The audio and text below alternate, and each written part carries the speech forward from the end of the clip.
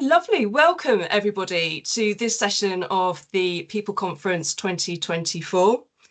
As many of you know, diversity and inclusion is at the heart of our organisational values. And I'd like to take you back to 2023, when Advance launched its first equality, diversity and inclusion strategy titled Everyone Valued. This 3-year strategy helped to bring together the values and aspirations in a defining way. This demonstrates the commitment Advance has to promoting positive attitudes to diversity, encouraging inclusion, and fostering good relationships for the benefit of our workforce and our customers. Progress towards our aims of being an inclusive provider, employer, and champion is overseen by the EDI Group. All the members are really passionate and committed to the plans to create a work environment where everyone feels valued, respected and empowered to bring their true selves to work. In the first year of its implementation, we have already seen significant steps forward, such as delivering EDI training to 90% of colleagues through our mandatory training programme, and introducing access to additional training on a range of topics from autism awareness to LGBTQI+ awareness. An equality impact assessment has been developed to help Advance ensure that policies, practices and decision-making processes are fair and don't present barriers or disadvantages to anyone. We've reviewed our recruitment advertising to ensure it's representative and showcases the diversity of our current workforce. We've produced a gender pay report, which revealed a further reduction in the mean gender pay gap from the previous year. We've supported awareness campaigns, which are of interest to our customer group, and we've worked in partnership with customers in the development of staff induction programmes. We're really proud of the progress that we've made so far, but we recognise that there is always more to learn and there's so much more that we can do. That's why we've recently partnered with Inclusive Employers, who are a leading organisation that champions workplace inclusion across the UK. And I'm very pleased to welcome and introduce you to Lorraine, Sebastian, Francois, I hope I've said that correctly, from Inclusive Employers. Lorraine has a wide-ranging experience advocating for equity and inclusion in the private, non-profit and educational sectors. And we're fortunate today to hear more about Inclusive Employers and recognise and celebrate the changes in society over the last 50 years. Lorraine, welcome. Hi everyone, thank you so much, Alex. That was really great. Thank you for inviting me today as well. What I'm going to do is just share my presentation and then we can get started. So just give me a thumbs up when you can see my screen. Yes. Fab. Thank you so much. So hello everyone and welcome to you all. My name is Lorraine Sebastian Francois. You are absolutely correct, Alex. I have a very fancy name and a very French name, but I am not French or fancy whatsoever. I come from a council estate, so please do not be intimidated by my name. I work here as an inclusion diversity consultant here at Inclusive Employers. My pronouns are she, her. And today I will be guiding you through this webinar called Inclusion in the UK, a 50-year journey. And I'm so happy to be here today to join you all on your 50th anniversary celebrations. I know you've had some great sessions already, and hopefully I'll be able to bring a slight context to your partnership with Inclusive Employers as well. But let's get started. So first of all, before I get into today's session, please could I ask that you ensure your microphones are switched off. We will have some interactive elements to the session, so please do contribute via the chat. And we all know if you have any issues, turn it off and on again. So if you have any issues, please do leave and reconnect, and then you should be able to join. And also, if you need to drop off at any point, that's absolutely fine. As you know, this session is going to be recorded so you can look at it later on.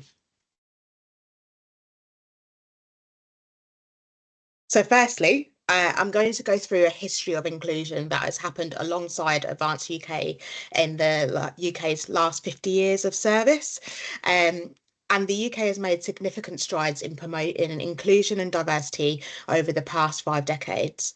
From groundbreaking legislation to social movements and historic events, the journey towards a more equitable society has been both challenging and transformative.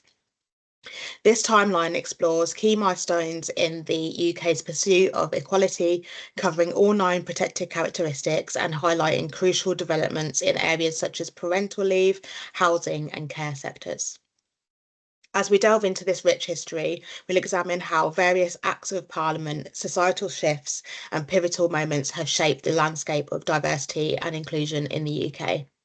From the days of Equal Pay Act to the more recent challenges posed by events like the Windrush scandal, this shows the progress made and the ongoing work to create a truly inclusive society. So we'll start off, as we mentioned, with the Equal Pay Act in 1970. And it was a significant step towards gender equality in the workplace, although its implementation was actually gradual. And the Act came into full force in 1975, as you can see here. And this was with the Sex Discrimination Act. And this covered both direct and indirect discrimination and applied areas such as recruitment, promotion, and dismissal. The Act also established the Equal Opportunities Commission to oversee its implementation as well. And as you can see here on the screen, there are 2 images, one of right at the beginning with the Equal Pay Act, where people were out kind of protesting and making sure that it was actually implemented.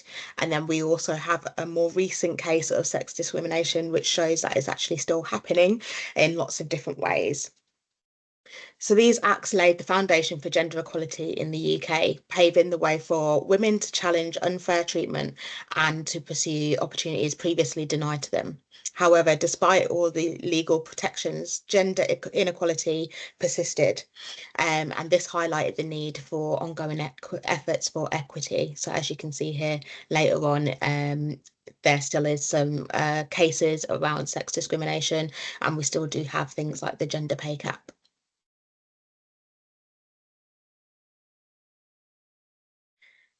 We then move on to the Race Relations Act of 1976, and this covered areas such as employment, education, housing, and the provision of goods and services as well. And this made it unlawful to discriminate against people with who are under races, ethnicity, and making sure that they're looking at their nationality as well as their colour. The Commission for Racial Equality was established to enforce the Act and to promote racial equality. The image you can see here is of Asquith Xavier, a railway worker from Dominica, which is where my dad is from, who fought to overturn a decision not to employ him because he was Black. Xavier wanted to become a guard at London Euston Station in 1966, but his application was actually rejected. And the decision to not employ him was based on his ethnicity and was an unofficial policy known as the colour bar. We then have the Disability Discrimination Act, which happened way later in 1995, and it introduced the concept of reasonable adjustments, requiring employers and service providers to make changes to accommodate people with disabilities. I was lucky enough to be mentored by one of the people who established this act in the image you see here. So this is Sir Bert Massey, who tirelessly fought for rights of disabled people, and all whilst having a massive sense of humour as well. Both acts represented significant progress in protecting marginalised groups. However, implementation and enforcement remained challenging, with ongoing issues of institutional racism and ableism persisting in many sectors of society. These acts laid the groundwork for future, more comprehensive equality legislation.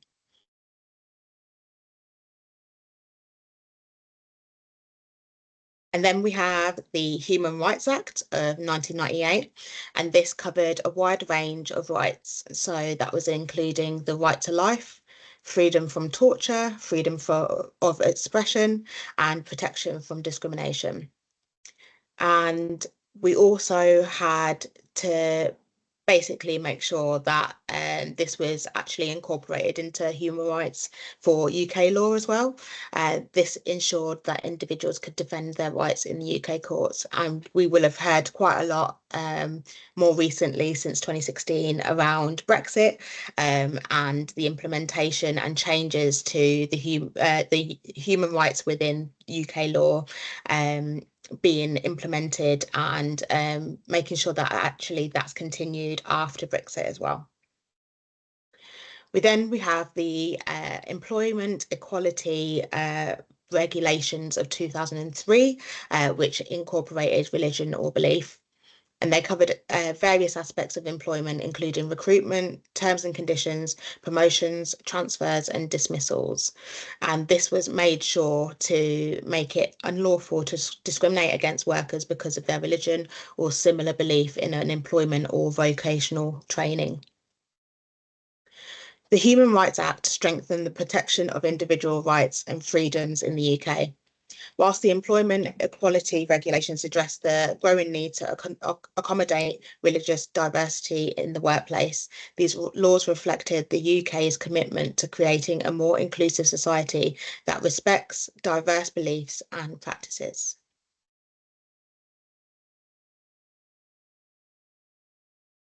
A little later, we have the Civil Partnership Act, and that was established in 2004. And it was a significant step towards recognising and protecting LGBTQ+ relationships in the UK. This act paved the way for same-sex marriage, which became legal in 2013 in England and in Wales. And the Equality Act provided a comprehensive framework for promoting equality and tackling discrimination across all sectors of society, representing a major advance in UK equality law.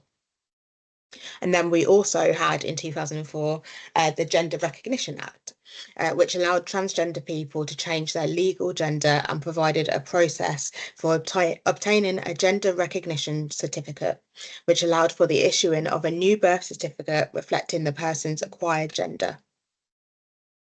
The Gender Recognition Act, whilst groundbreaking, has been criticised for its complex and medicalised process, leading to calls for reform to better support the transgender community and make sure they get that true inclusion.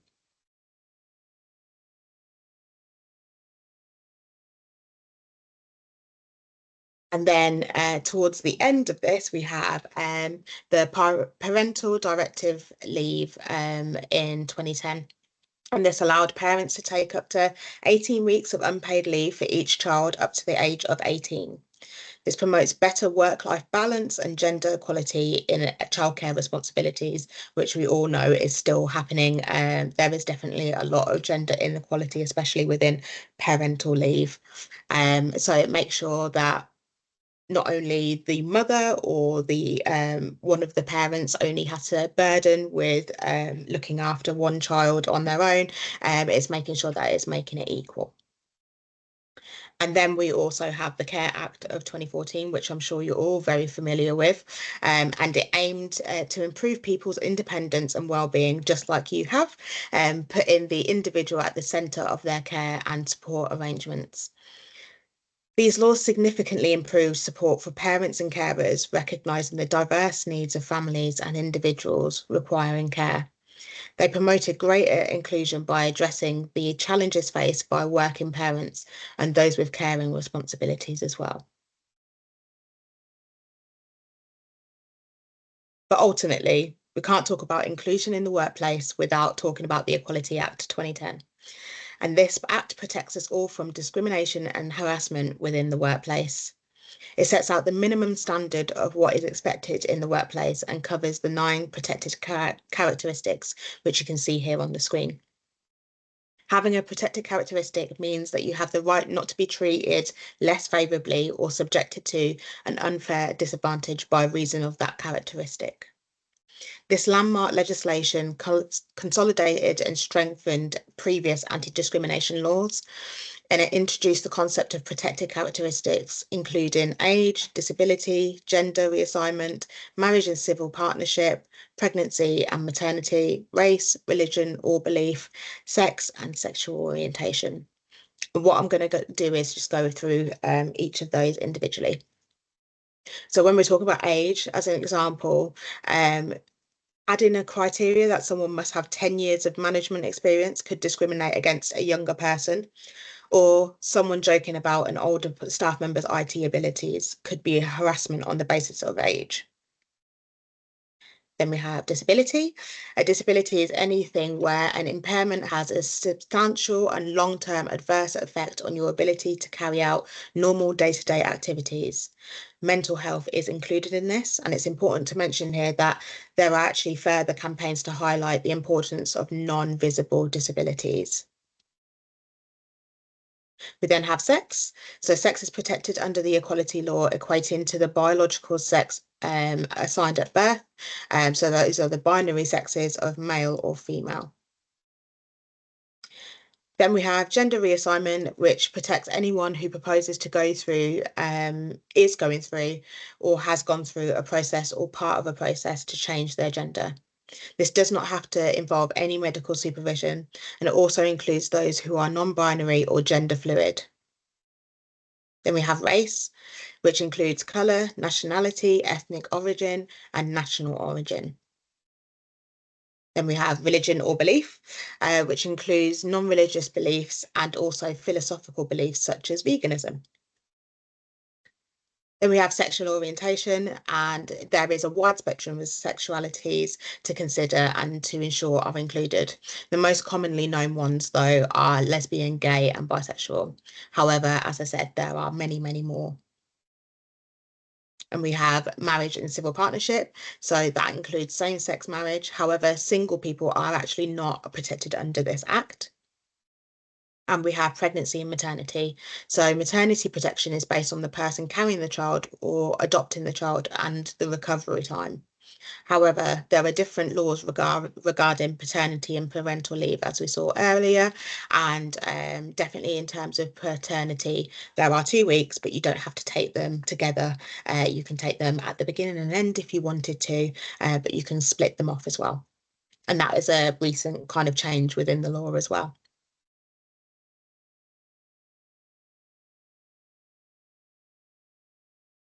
So why is it important that we turn legislation into practice? I think it's probably these are some examples of how some of these things may have been put into place, but more recently haven't actually put into practice within real life scenarios. So we have Grenfell Towers, which is the devastating fire at Grenfell in London, which claimed 72 lives and exposed deep-rooted issues of social inequality and negligence in housing safety, particularly affecting marginalised and low-income communities. The tragedy sparked discussions about systemic discrimination in housing and public safety. Then we have Awab Ishaq, who was a 2-year-old child living in a 1-bedroom flat at the Ilminster block in Rochdale. And unfortunately, they died in December 2020 as a result of a severe respiratory condition. In 2022, a coroner at Rochdale's Coroner's Court ruled that this was caused by prolonged exposure to black mold in his home. Awab's death has now led to a change in the law known as Awab's Law. Then we have Windrush. So this scandal involved the wrongful detention, denial of legal rights, and some cases deportation of long-term UK residents who had arrived from the Caribbean countries between 1948 and 1973. It highlighted systemic issues in the UK's immigration policies and their impact on Black British citizens. It's important here as well, probably to mention as well, that my parents were involved in that as well. And unfortunately, that led to a lot of mental health issues within my family as well, being worried about being deported and not feeling like they truly belonged in this country anymore, despite all of the stuff that they'd attributed to this country. And then the last thing is around the care worker crisis and the fact that there's loads of, I suppose, open vacancies within the care worker sector. So visa restrictions in the UK are resulting in employees under more strain, and we're also in an underfunded sector, and this also leads to recruitment shortages as well. And that's because migrants make up a lot of the support within our care industry. This also could be seen as reminiscent of the Windrush generation's treatment when arriving. I know that when my mum came here and was part of the care sector as well, she was seen as somebody that was encroaching on British life, despite being asked to come here and from her country to rebuild the country. And it seems the same thing is kind of similar thing is kind of happening as well now in terms of visa restrictions and not wanting those migrants to come. However, they make up a lot of the population of this care industry. All of these events have led to public outcry, government inquiries, and calls for systemic changes. They highlighted the ongoing issues of institutional racism, social inequality, and the need for greater accountability in public services and government policies.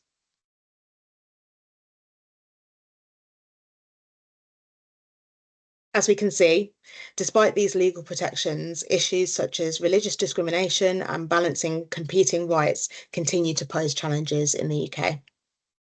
The implementation of these laws require ongoing education and awareness raising efforts across various sectors of society. So some of the ongoing challenges we have is the UK continues to face challenges in achieving full equality and inclusion.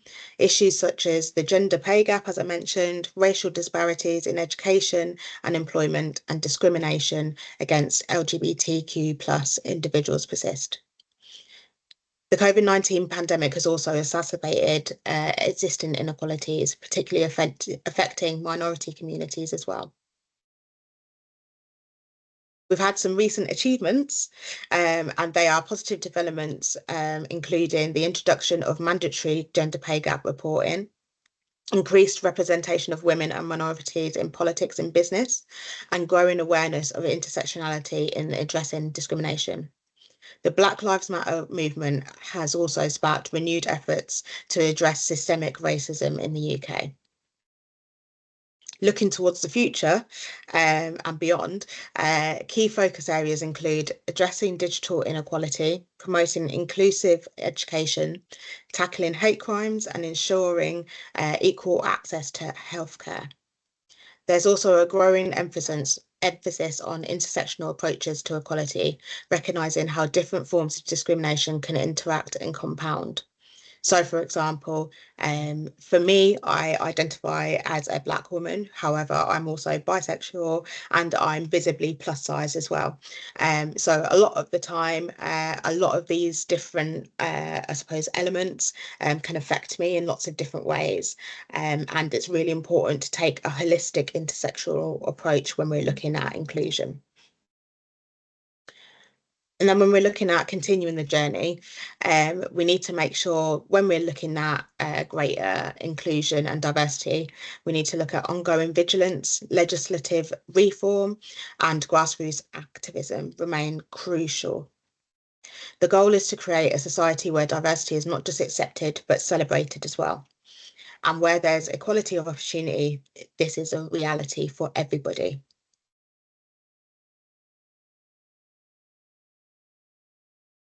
So we've come to the interactive sort of section of the day. So when you're thinking about the word inclusion, and we've heard a lot of it recently, but also within your workplace, it's quite a heavy topic. And I'd love to hear from you in the chat. Please let me know what you think of the word inclusion and what comes to mind when you think of the word.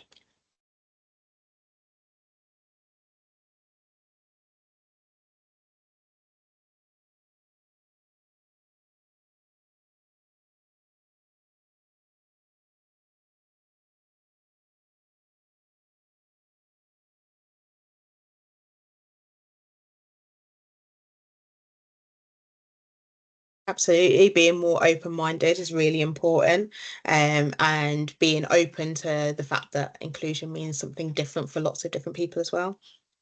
Feeling valued and respected, absolutely. the valued piece is such an important part of your experience, not only in the world and within society, but especially within the workplace as well. Thank you. Everyone belongs. Yeah, that sense of belongingness, absolutely. Yeah, feeling accepted, exactly. All of these things are like recognizing who we are, and people recognizing differences as well, making sure that we're enabling people to access places, services, and jobs, absolutely. Collaborating with all people, absolutely, and not having that sense of exclusion. Yes. Belonging again, yeah, absolutely. We will talk about some of these as well. I feel like it's really important to recognize the fact that belonging is such a heavy element to that. And I've got a little slide to show you that. Learning to listen and learn about others, absolutely. We talk about courageous conversations, but also courageous listening. So making sure that when we're taking some feedback, whether that be negative or positive, we're willing to kind of take that in and not become really defensive when we are taking in some of that feedback as well. That's really important. Yeah, feeling safe, absolutely. That we talk a lot about psychological safety, and that might be something that we can talk about a bit later. But it's really important to feel safe within your workplace in order for you to be fully yourself at work and also to feel that sense of belonging. Yeah, making sure everyone's fully involved and have the same opportunities. Yeah, it's really important when you're thinking about your identity and the people within your teams, making sure that they feel as heard, even if they might be like me. I'm a social introvert, and so sometimes I like to listen to a lot of people and I like to be in big spaces with lots of people. However, I do need other people to encourage me to speak in these situations as well, because my voice is just as important as everybody else's. Yeah, that empowerment, avoiding stereotypes, absolutely as well. It's about recognizing some of those unconscious and conscious biases that we all have. That's good. That sounds like really positive experience. I mean, I feel like Advanced UK is doing it correctly anyway. But that is really nice to hear. Absolutely. Um, Feeling that sense of acceptance within your workplace is so important because we spend so much time in work and we spend so much time with the people that we work with and we talk to them every day and they end up helping us through lots of life, I suppose, milestones as well. So being able to be your true, comfortable self is such an important thing. Thank you, Jordan. That's really, really lovely. So I'll talk about the definition of what inclusion is. So inclusion is treating everyone fairly and respectfully, regardless of their appearance, gender, disability, sexual orientation, age, ethnicity, background, religion, education, and national origin. So inclusion is bringing different people together and harnessing that diversity together in ways that are beneficial for everyone. It's creating an environment of involvement, respect, and connection where the richness of ideas, backgrounds, and sorry, I can't ever say this word, perspectives are intrinsic to creating business value and overall success. For example, the city of Barcelona is known for creating a guide called the Urban Design Manual for Daily Life. That is in English. I could not say the Spanish version of that. That would ensure that the city paid attention to the needs of its most vulnerable groups, including women, the elderly, and children. So the city's inhabitants have also directly contributed to transforming the city's approach on mobility, public spaces, and neighbourhoods as well. And this is something that we could all learn from. So it's not only making a great space for the residents of the city to live in and have an easier, accessible, and inclusive lifestyle, but it brings more tourism as well to the city as it allows different types of abilities to be able to enjoy their visit and relax on their holidays. We all know if you are somebody that might have a disability, going on holiday is obviously like just a human right, and everyone should feel like they should be able to go on holiday, and it shouldn't feel like it's a task to be able to do that.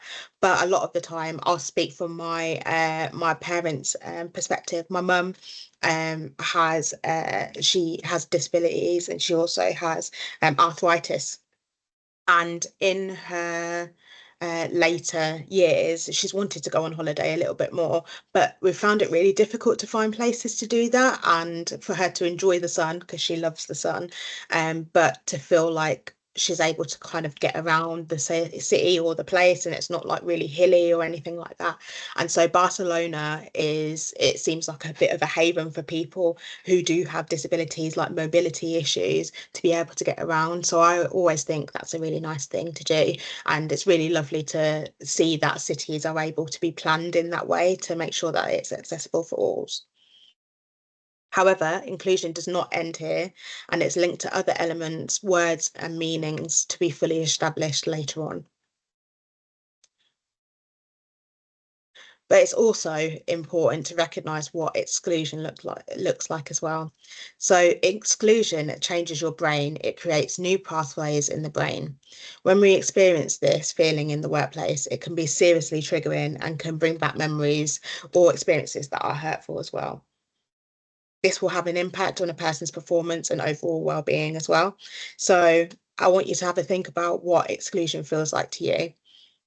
Think back to a time where you experienced being excluded, and what did this feel like? You can share this in the chat if you'd like to, but I'll just share an example for me. So when I was in a team at one of my previous workplaces, I was the only person of colour in that team. And we had a mini baby shower for somebody, one of my colleagues. It was really nice. The person organising it decided to do that baby shower game of Guess the Baby. And whilst we were all invited to take part, which is seen as inclusion, I couldn't have felt more excluded, as obviously my picture would stand out from the rest of the people within the group. And that also made me feel really, really uncomfortable. That left me to feel excluded from the point of the game, and not really part of the team by showing me as an other. And it was just really uncomfortable. I'm not quite sure why we still do those types of games, but it's really important to recognise that even though it might have been seen as something like very inclusive and fun to do, it actually felt like a very exclusive game, and not something that I suppose it felt like I could take part in. And I did speak to the person afterwards and just said, I said that I'd completely forgotten about taking it and bringing in a photo. But at the end, I'd spoken to the person and said, like, I did feel a bit quite uncomfortable with that.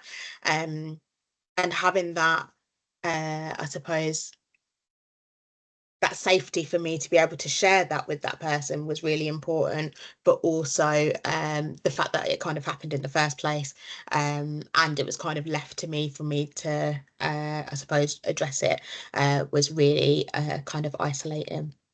But I'll have a look in the chat just at some of the things that you've said. Yeah. Absolutely, feeling lonely and isolated. I definitely felt that in that situation, especially as the only person of colour. And also felt like I had to be my own advocate in that situation. Um, yeah, you feel worthless, absolutely. It's like, uh, yeah, like you don't matter and you're not valued. As we said before, it's really important to be valued as an individual. Frustrated, yeah, voice hurt, not heard, or dismissed. And you don't necessarily have to say something for you to be listened to or recognized as an individual. No, nobody should be treated like that. And I've also, so I've actually had lots of different experiences of that same game, which keeps happening.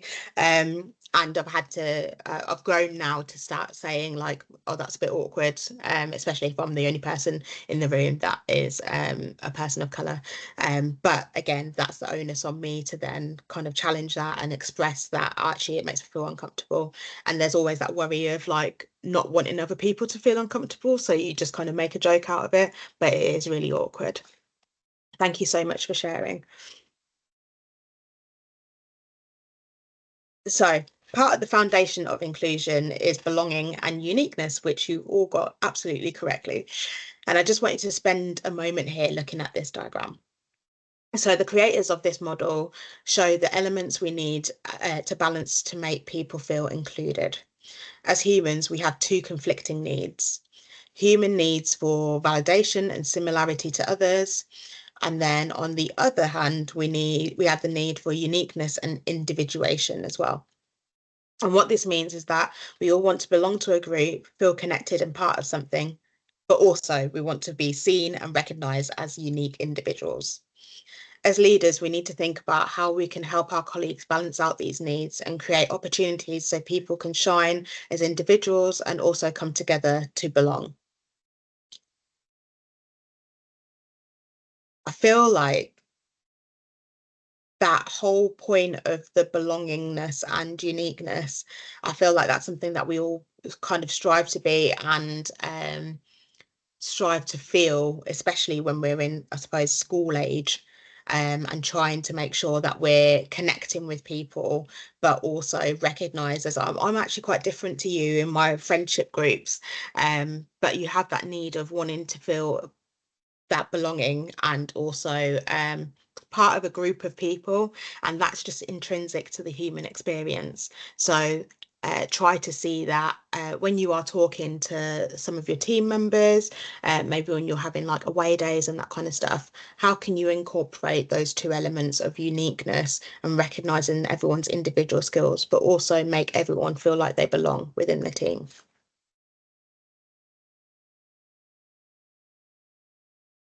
So again, if you could write in the chat, what makes you feel like you belong, whether that just be in society in general, amongst your friends and family groups, or within the workplace, what makes you feel like you belong?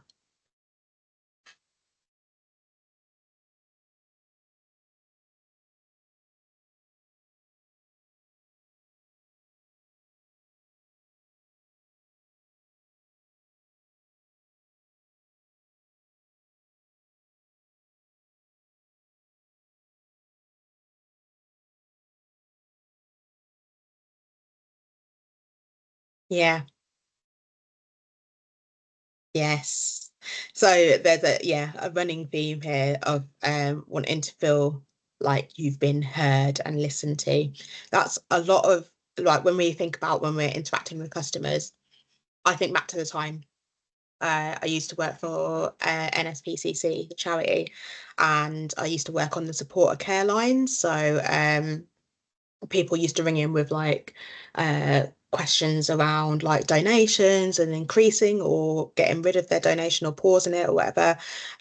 But people also used to ring in with complaints, and a lot of the time people would ring in, and your instinct as a human is to defend and kind of find excuses and stuff behind what the person's saying to you, when actually the person just wants to be heard and listened to. And I learned that as I was going through that role, and I was in that role for about 3 years, and I learned that actually, yeah, a lot of the time when people are complaining, it's because they feel their needs haven't been met, they don't feel like they are part of something, and also they feel like they haven't been listened to, and that is such an integral part of your experience as well. So thank you for sharing that. Yeah, acceptance of who I am. Yeah, absolutely. And I feel like that's an internal acceptance as well. um I know that on Sunday I recently joined like a book club for Black girls, um, and I realised that that's my true space where I feel like I truly belong, and I'm able to, I suppose, express myself in lots of different ways without like kind of holding back what my opinions are as well. Being acknowledged, absolutely. Being involved, I think it's really important. Again, as an introvert, in these situations, as I said, I like to be in big groups, but I'm often not the person that will I suppose, offer up my opinion very easily. And I find it really supportive, and it makes me feel like I belong when somebody else says, "Oh, Lorraine, what do you think about that?" Or, "Oh, I know that we were speaking about this last week, like, tell everybody what you were thinking about." I think those things make me feel like I belong in that space and don't make me feel like I'm like an outsider. Oh, that's sweet. I mean, I love hugs. So that's really nice, Philip. Thank you for sharing that. Feeling respected, absolutely. I remember one of my old managers told me like uh it's not about people liking you, as long as they respect you. So when I used to be like a recruiter for hiring managers, I used to just do everything I can to kind of like people please. And she said, at the end of the day, it doesn't matter if they like you, like, are you being respected in this situation?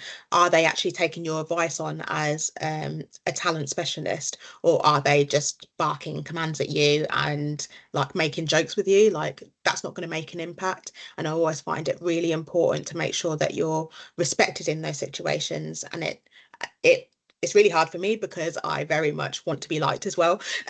But the most important thing is to be respected in those situations for you to actually be taken on as a serious person within the workplace.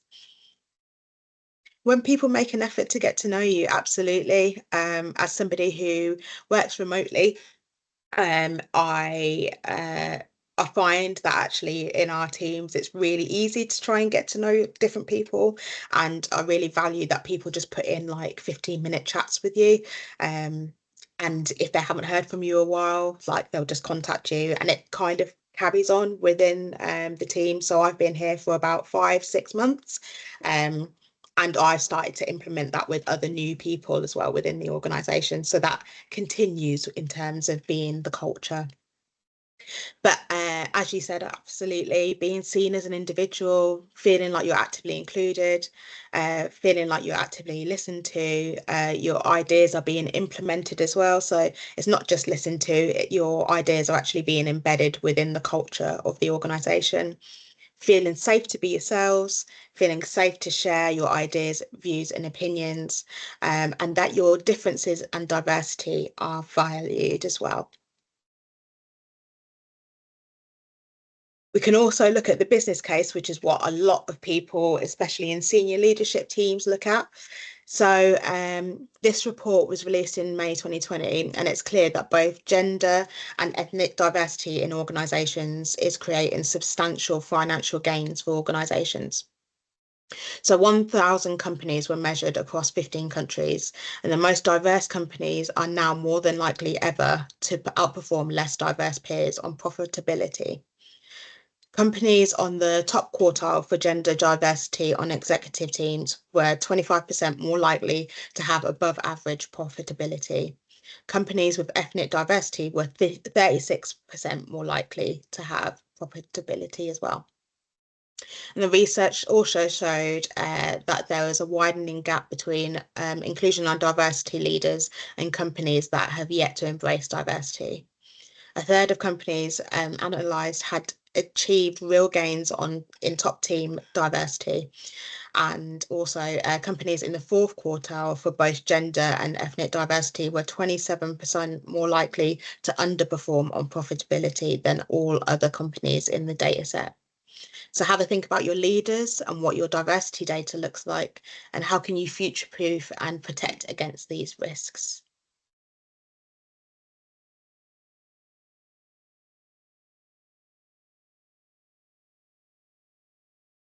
So to go back to like actual actions for all of you, we need to understand that others have had different experiences, histories, levels of awareness. And if we go in assuming our way is the way to go, that's when we can get things very, very wrong. We all need to be open to the different ways others see the world and value, rather than seeing it as problematic or odd. The more informed we are, the better we can be. Here you have some practical ways in which you can do that. So Privilege is something that is very easy to gloss over and assume that everyone has the same chances in life to succeed.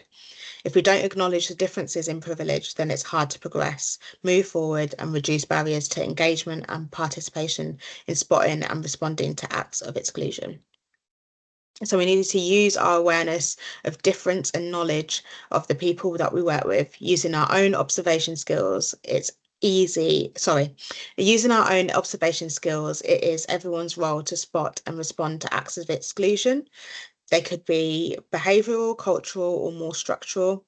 And an inclusive colleague is not a passive one. So this is the same as looking at, I suppose, like you're colluding with the person that is doing the exclusive act. The inclusive colleague is somebody that actively spots and tries to reduce or remove exclusion. Consider the intention. So this is about deciding how we're going to act or respond in these situations. We always need to do something, but if the act of exclusion was completely unintentional, we'll probably want to address it in a very different way than if the act was done intentionally to cause harm. Lots of what we observe will be unintentional. People aren't necessarily aware of how their actions or language can impact others.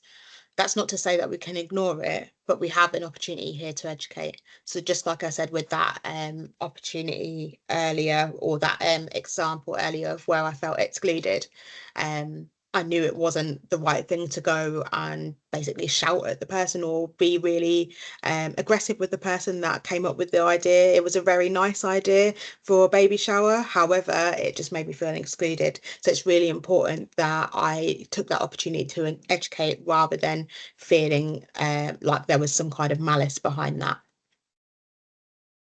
Finding ways to do this in a non-threatening way is an art.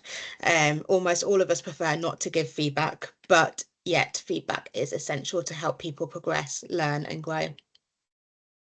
Can we reimagine the idea of feedback as something entirely enriching and positive, and then go into those conversations with positive intent towards the other person? We're much more likely to achieve the positive outcome and improve our relationship that way. We can sometimes struggle as emotions can get in the way, frustration, stress, and lack of time. People have a lot going on at work, home, socially, and hobbies. But we also need to consider being open to receiving feedback as well. It's not all one way. How do we make sure that we actively listen to that feedback and hold on to that feedback and see it as a positive to learn from, even if it initially feels hard to digest or unpleasant? We may not end up agreeing with all of it, but there is a nugget in there somewhere that's going to change the way that we look at the world and the way that we work with others moving forward. Surely that can only be a positive thing. So I just wanted to look at some of the stuff that Alex mentioned right at the beginning. You've got these kind of three main themes that I was looking at when I was looking at your EDI strategy. So you've got being an inclusive employer, champions for EDI, and being an inclusive service provider. And you've already done so much stuff. I won't go through all of them, but you've had a menopause policy that was introduced along with menopause for leaders training. You've had a gender pay gap report that was published revealing a 2.8% reduction in the mean gender pay gap. You've had a staff conference focused on wellbeing and resilience. You've also had 90% of the staff agreed that Advance is a good place to work, and 80% of you felt that you could be your authentic self at work, which is so important, as we all know, with the belonging element. You've also had a cultural calendar that was published, encouraging colleagues and customers to engage in awareness raising events, awareness campaigns relevant to the customer group that you are supporting. You've also had lots of other things, so like reviewed how protected characteristics data is collected and used for customers. You've increased the amount of protected characteristics data collected about colleagues and made sure that everyone counts in that situation as well. You've delivered EDI training to 90% of colleagues through mandatory programs and provided additional training on topics like autism and LGBTIQ awareness. That's just some of the stuff that you've done. I'm not going into all of it, but all of that is absolutely incredible. I just wanted to say, and when I was reading through it, all of it was just making my heart sing. I love it so much, and I can only see that this is just only going to get more positive. And clearly, you've tried to invest so much more time and effort within inclusion. Hence the reason I am here today. So thank you so much, and I really, really admire as well the way that you take an approach to including customers within your recruitment processes as well. That's a personal favourite of mine. So just to wrap up, I just wanted to summarise some of the things that we can think about. So in terms of creating inclusion for customers, understanding our biases, managing the impact of bias as well, becoming culturally aware and intelligent, taking a person-centered approach, which is really important. And I know that you already do that, and make sure that everyone feels as important as possible as individuals and as customers. Keep up to date with unbiased records as well, and listen without judgment and to understand.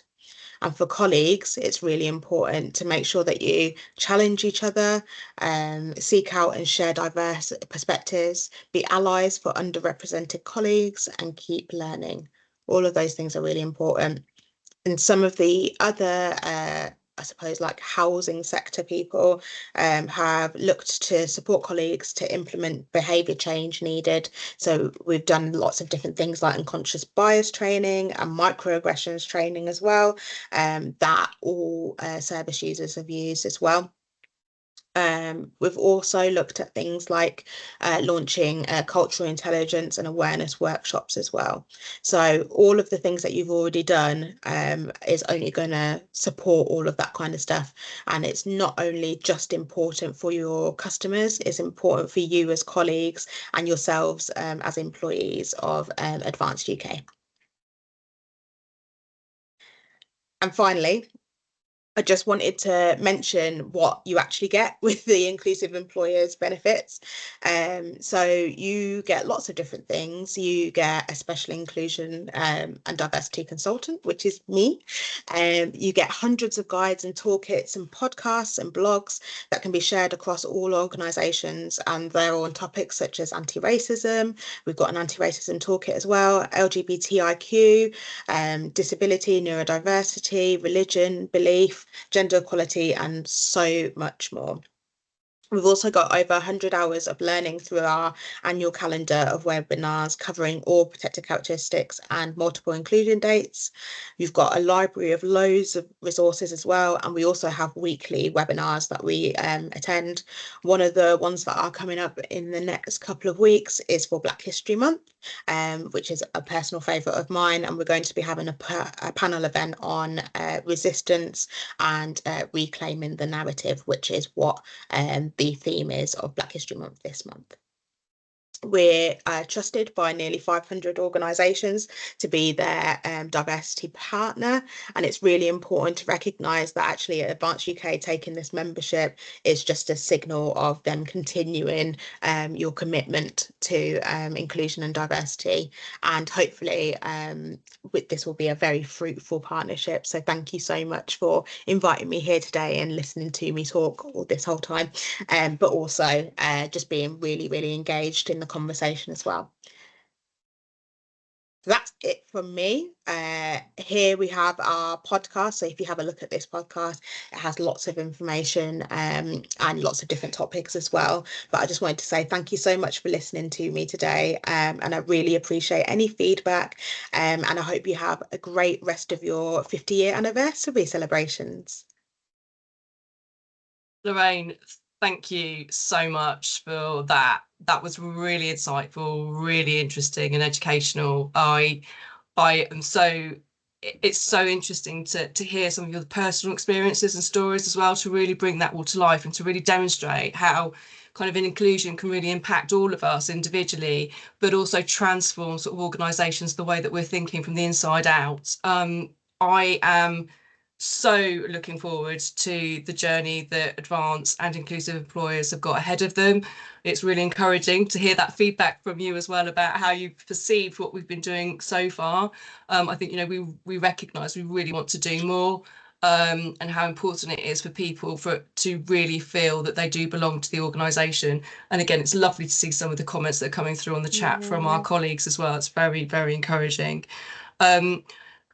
If anybody is interested in understanding a little bit more about our EDI strategy, Everyone Valued, or you want to find out a bit more about the EDI group, or you're interested in joining the EDI group, please check out the EDI pages on the internet under the Need to Know section. There's also an email address there if you've got any questions that you want to submit to the EDI group. If you've got any questions, because I'm conscious of time, for Lorraine or anybody in the people team, please feel free to send them through to me. And I'm sure Lorraine wouldn't mind giving responses to them, and we can communicate them later. But again, Lorraine, thank you so much for that. That was really, really interesting. And thank you everyone for your participation. And I really hope that you all enjoy the rest of the conference. Yeah. Thank you so much. Thank you. Love to see you all.